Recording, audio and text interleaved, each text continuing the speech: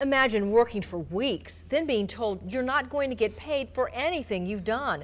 Not in some third world country, but right here in Central Virginia. A local contractor and an attorney at one of Richmond's top law firms say it's happening and are comparing it to modern day slavery. They say most of the victims are simply too afraid to go to the police. Tonight, Sandra Jones investigates what happens when living the American dream is just an illusion. Tonight's special report.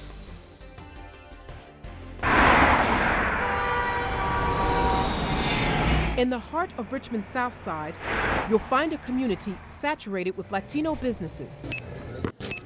From stores to restaurants to barbershops and salons, fulfilling the needs of a growing population. We are Dominican. We know how to work their hair. We know how to trick the people. Jose Alamonte is living the American dream. I used to cut hair for my friends on my country before I came to USA. Jose came to the U.S. in 1997. He and his wife moved from the Bronx, New York to open this full-service beauty shop in 2005, turning it into a thriving business along the Hull Street corridor. I'm legal, so that's a difference. But for some Latinos, trying to live the American dream has been nothing but a nightmare. They don't want to face any authority because they're afraid.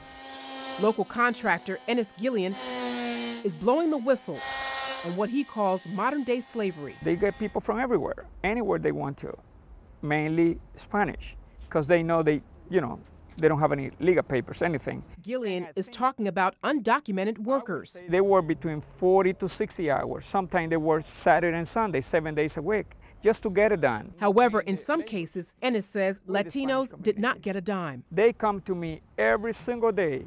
Ennis, they owe me this much. Miriam Bravo is one of them. Pues primero me dio coraje. First, she was mad. Después dije que íbamos. This mother says she endured the sweltering summer heat to help renovate these apartments. Pues she was painting on a big ladder, tall ladders. Scrapeando ventanas. Scraping windows.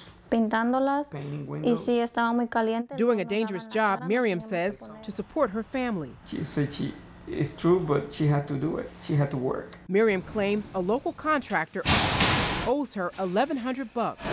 And she's not alone. Johnny Perez is just as frustrated.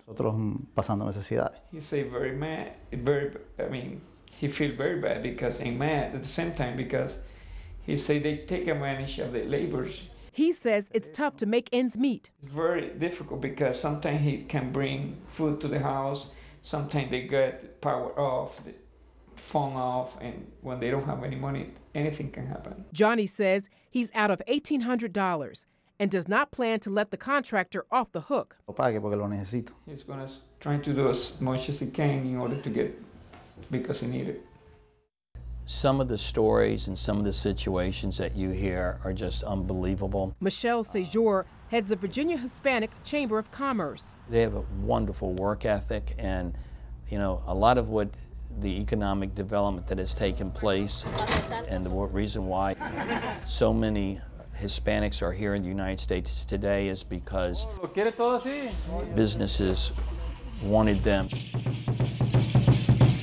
As the Latino population grows, Sejour says so does the number of complaints over unpaid wages. We cannot handle the demand that comes in here. In 2004, the Chamber started a legal clinic to fight for undocumented workers. A team of lawyers from 6 Richmond law firms volunteered to help. Even the folks who were here legally didn't understand that they had rights.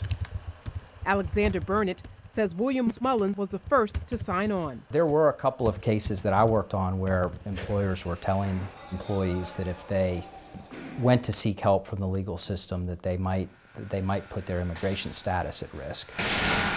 They were making all kinds of threats. Would you call this modern-day slavery?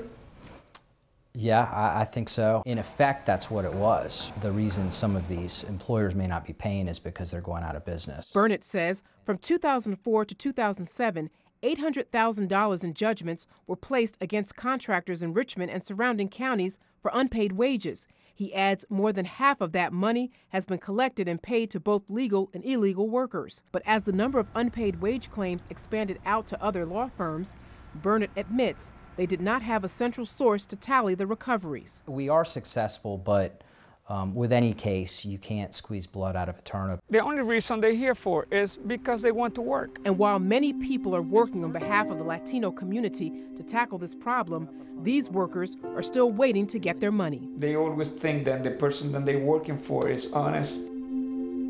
Después dije que lo iba a dejar en manos de Dios. Then after that, she say, I'm gonna leave everything to God's hands. Sandra Jones, CBS 6 News. The contractor, Ennis-Guillen, tells CBS 6 he's working with Virginia's Hispanic Chamber of Commerce and those law firms to go after the Richmond contractor who they say ripped them off. We will continue to follow their progress.